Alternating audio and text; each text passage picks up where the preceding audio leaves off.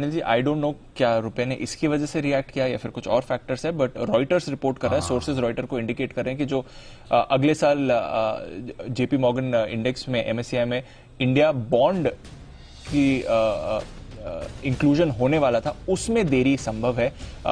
Details बता रही हैं, ये रॉयटर्स की एक्सक्लूसिव खबर है और वहां पर भी उनको सूत्रों से ये खबर मिली है, तो इसका कॉन्फर्मेशन नहीं है, बट क्योंकि कुछ बॉन्ड्स के कन्वर्जन को लेकर इंडिया के रूल्स हैं या मार्केट को लेकर कुछ ओपन एक्सेस और चाहिए, तो शायद उसकी वजह से ये देरी हो सकती है, ऐसा समझ में नहीं आ रहा है। और शायद ये भी इंडिकेट कर सकता है कि क्यों बैंक्स में स्पेशली एक बड़ी गिरावट अभी दिखी और रुपए मार्केट ने भी रिएक्ट किया। 100% इसी खबर से हुआ है दीप। और ये भारत के बॉन्ड्स इंटरनेशनल बॉन्ड इंडेक्स में शामिल हो, इसके प्रयास सरकार की तरफ से काफी समय से। अब आप सोच रहे होंगे कि इसका फायदा क्या है। इसके दो फायदे होते हैं। जब बॉन्ड इंडेक्स में आप शामिल होते हैं तो जिस तरह से इक्विटी इंडेक्स होते हैं और इक्विटी इंडेक्स को फॉलो करने वाले दुनिया भर में जो फंड होते हैं, उन्हें वो शेयर खरीदने होते हैं। जो जैसे निफ्टी का फंड कोई निफ्टी को फॉलो कर रहा है या सेंसेक्स को फॉलो कर रहा है, तो उसमें सेंसेक्स के 30 जो शेयर है वो आपको खरीदने होते हैं। निफ्टी के 50 के 50 शेयर खरीदने होते हैं। और इसको हम अभी आपको थोड़ी देर में एक बहुत इंटरेस्टिंग रिसर्च के जरिए और समझाएंगे। लेकिन सिंपल सी बात है, कोई विदेशी निवेशक आकर इंडिया में सिर्फ बाजार में पैसा लगाना चाहता है, वो स्टॉक्स पे रिसर्च नहीं करना चाहता। उसे लगता है इंडिया स्टोरी बड़ी स्ट्रांग है और मैं इंडिया का इंडेक्स खरीदूंगा, तो निफ्टी या सेंसेक्स का इंडेक्स खरीद कर या इंडेक्स के प्रोपोर्शन में वो शेयर खरीद के बैठ जाएगा। राइट। तो उसका जितना इंडेक्स बढ़े घटे उस हिसाब से रिटर्न आएगा। ठीक उसी तरह से बॉन्ड्स के भी इंडेक्स होते हैं। बॉन्ड्स के इंडेक्स कंट्री वाइज होते हैं। अगर बॉन्ड्स के इंडेक्स में दुनिया भर का जो बॉन्ड्स का इंडेक्स है, जेपी मॉर्गन का या मॉर्गन स्टैनली का है, ब्लूमबर्ग का है, उस बॉन्ड के इंडेक्स में अगर हिंदुस्तान के बॉन्ड शामिल हो जाए, तो जो इन बॉन्ड्स इंडेक्स को फॉलो करने वाले विदेशी निवेशक हैं दुनिया भर में, जो डेट फंड्स हैं, वो भारत के बॉन्ड भी उस प्रोपोर्शन में खरीदेंगे। और जब वो भारत के बॉन्ड खरीदेंगे तो जाहिर सी बात है भारत के बॉन्ड की डिमांड बढ़ेगी।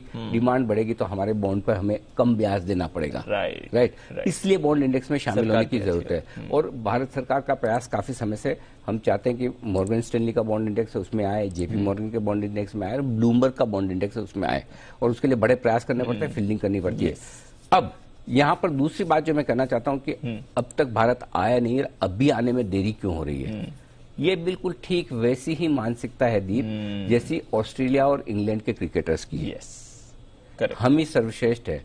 भले कितनी बार आकर पछाड़ के हम जाते हैं उनको, उनके घर में जाके भी उनको हरा कर आते हैं, हर जगह हराते हैं, लेकिन उसके बावजूद उनकी वो जो पुरानी गलत फहमियां बनी है, भाइयों, अब हिंदुस्तान विश्व की 5वीं सबसे बड़ी अर्थव्यवस्था है।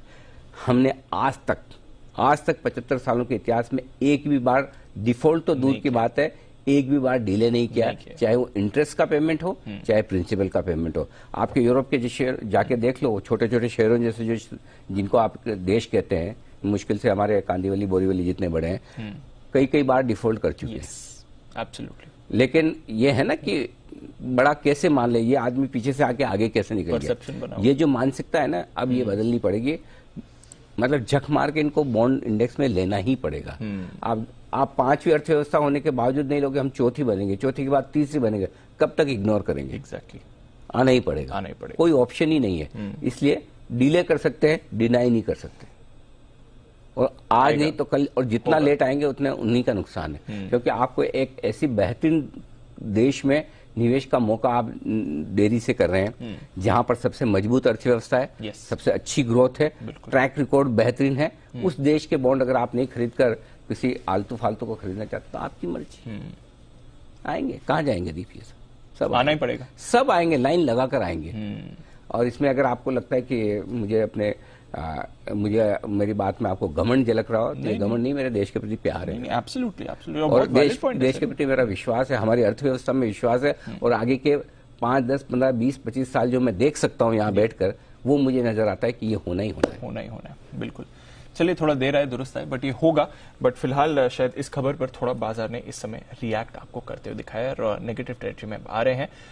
17,000 के नीचे निफ्टी आपको दिखेगा। आइए